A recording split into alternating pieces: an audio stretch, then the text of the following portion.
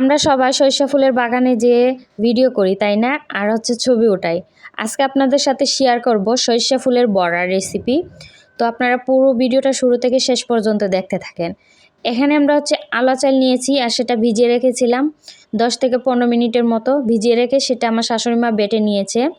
আর এখানে আমরা সরিষা ফুলটাও বেছে রেখেছি, বেছে ধুয়ে রেখেছিলাম আর সেটাও বেটে দিয়ে দিল। আর কয়েকটা আস্ত ফুল দিয়ে দিলাম, যেহেতু সরিষা ফুলের বড়া সেটা দেখার সৌন্দর্যের জন্যে আমরা এখানে আস্ত কয়েকটা ফুল দিয়ে দিয়েছি। আর এখানে দিয়ে দিলাম পেঁয়াজ কুচি এবং কাঁচামরিচ কুচি দিয়ে আমরা এখানে দিয়ে দেব হলুদ।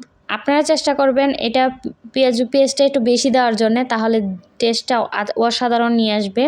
আর এটা গরম ভাতের সাথে খেতে দারুণ মজা লাগে। তো আপনারা চেষ্টা করবেন এটা গরম ভাতের সাথে খাওয়ার জন্যে। আশা করি আপনাদের সবার ভালো লাগবে। আর কারা কারা এভাবে খেয়েছেন সেটা কমেন্টে জানাবেন। আর যারা না খেয়ে আসেন তারাও চেষ্টা করবেন এটা খাওয়ার জন্যে।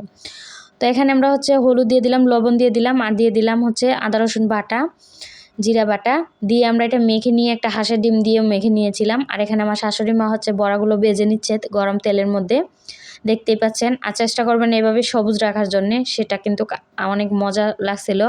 আর যেটা পেঁয়াজুর মতো কড়া করে ভাজা হয়েছিল সেটা আরেক রকম লাগছিল। তো আপনারা 2 রকম রাখার চেষ্টা করবেন, আশা করি আপনাদের ভালো লাগবে। আর আমার এই ভিডিওটা দেখার জন্যে অসংখ্য ধন্যবাদ। আসসালামু আলাইকুম।